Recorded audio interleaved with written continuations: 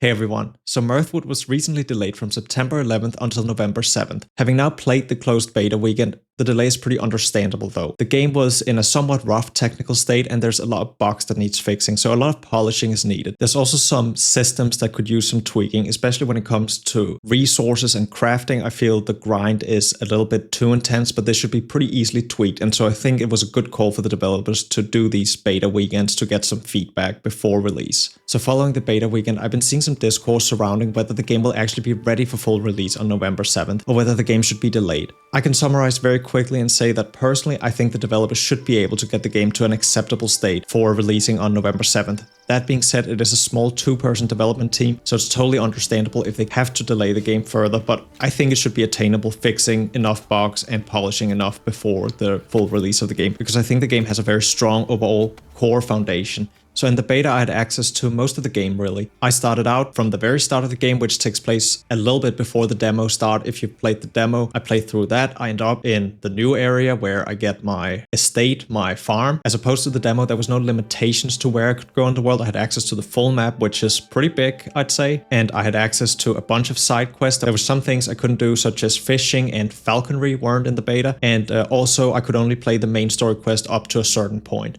Combat in the beta still felt somewhat stiff. Like I would really like to see some animation cancelling of some sort. Like it might grow on me as I get later into the game, it might just improve with better stats, but at least early on, I'm not a huge fan of the combat. The combat is very basic. It's like attack, heavy attack, dodge, parry, and you can roll forwards. So there's the basic tools you'd expect from a combat system, but it's pretty clunky and you're very much locked into your animations once you start. I pretty quickly made it a priority to try to craft a bow, and getting the bow actually made combat a lot more fun. It allowed for kiting, it allowed for... It just changed up an otherwise pretty rigid combat system. The bow is maybe a bit OP for how safe it is. Like you can kite the enemies pretty easily, especially if you utilize the forge roll to roll past the enemies and confuse them and then run the other way and just keep shooting them. The aiming took a little bit getting used to, but it was pretty easy to do. And I really like that you didn't have to craft arrows. I always think that's a chore. It's obviously possibly a little immersion breaking for some people, but I personally really liked it. And I thought it was a really nice addition to the game that you could now hunt with the bow to get some extra resources while out exploring in the world. Playing with the bow did make me wonder whether we'll unlock magic spells later. I'd love to be able to shoot fireballs. I always like playing a mage type character.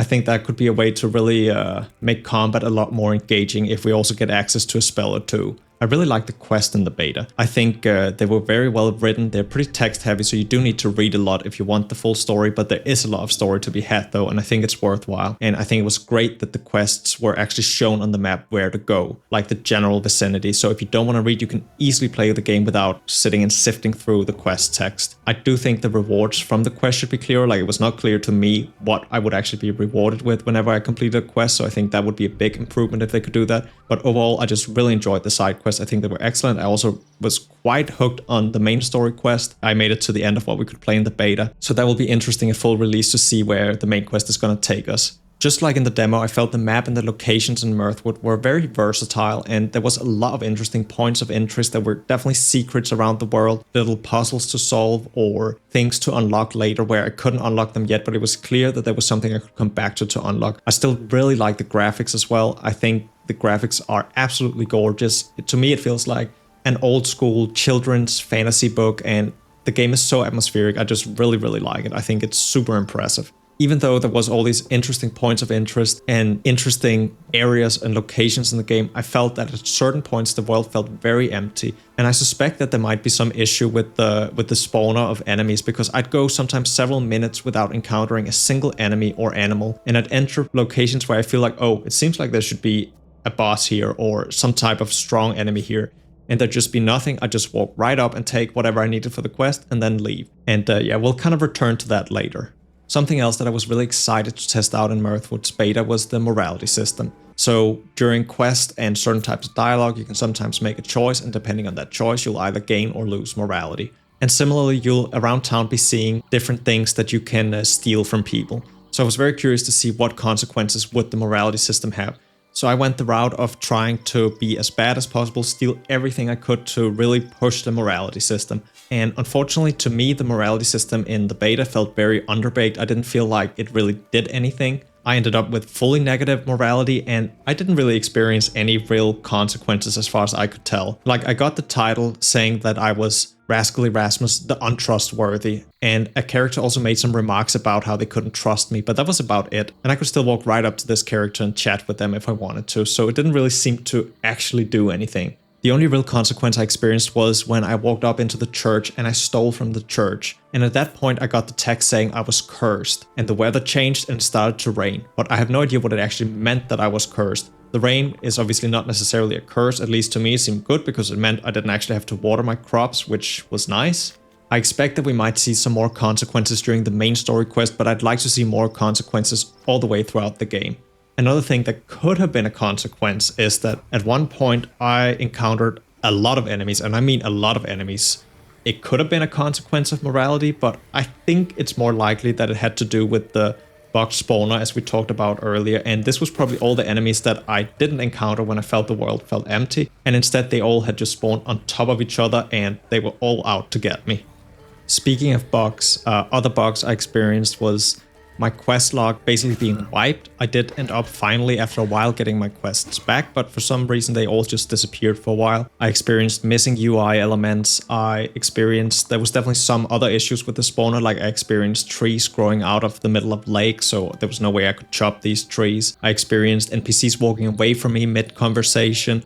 The performance was for me overall pretty okay, but I did experience some noticeable stutter when I entered what was seemingly other zones in the world. I would have a brief stuttering. Other than that, I didn't really experience any performance issues, but I know there was also some issues with memory leaking and so on, but I didn't really have much issues with this personally. A little nitpick I had was that I found a little unintuitive with which items I could pick up or steal or which trees I could chop. Like, it made it feel a little rigid walking up to a box, and no, I couldn't loot this, but I could loot a similar looking box as well. Like, it made it feel a little on rails, and it wasn't a great experience. It wasn't a huge deal, but it made the game feel a little less immersive. Inventory space also felt a little rough for some items. The inventory in Mirthwood is an inventory system per item category, so you have X amount of space for each item type, and especially for food I found it very limited with, I think you had 8 spots for all food and consumables, and so this made it really annoying. When you were looting stuff, it would essentially say you don't have any more inventory space, but the only way I could see what was in the crate I was trying to loot was by dropping some of my inventory out, then looting that and seeing if I liked that better than what I had,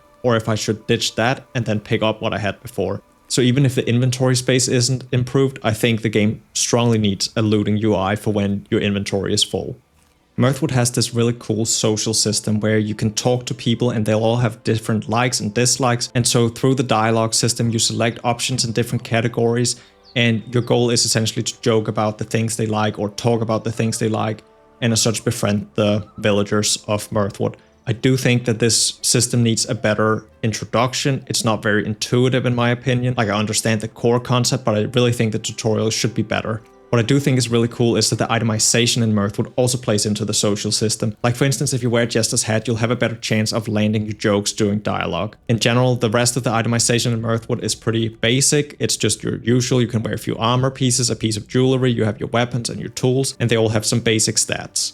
As mentioned in the intro, I think the material grind in Mirthwood is currently a bit overtuned. Like, things are very expensive to craft, and for instance you need a lot of wood, a lot of stone, a lot of ore for everything you craft. I feel like I'll chop all the trees and I still don't have the wood I need, and so I think this is not a great feeling. You're already limited by your stamina, by your axe taking a long time to chop them, so you're already doing the grind, but on top of this you also just run out of trees to chop. And so to give you an example, if you want to craft a steel sword, which I believe takes 5 steel bars to craft, you need 1 iron bar and 5 coal per steel bar. And so if you haven't found the coal, you need to craft it. And to craft coal, you need 5 wood per coal. And that means you need 25 wood to make a single steel bar. And as a point of reference, chopping a small tree probably gives you on average around 3 woods. So to make 1 steel bar, you essentially need to chop 8 to 9 trees just to make the steel bar. And this is not even mentioning all the iron you need to go out and grind. And so I think this could be tuned down just a little bit to make the grind a little more fair and not unfun to do, basically.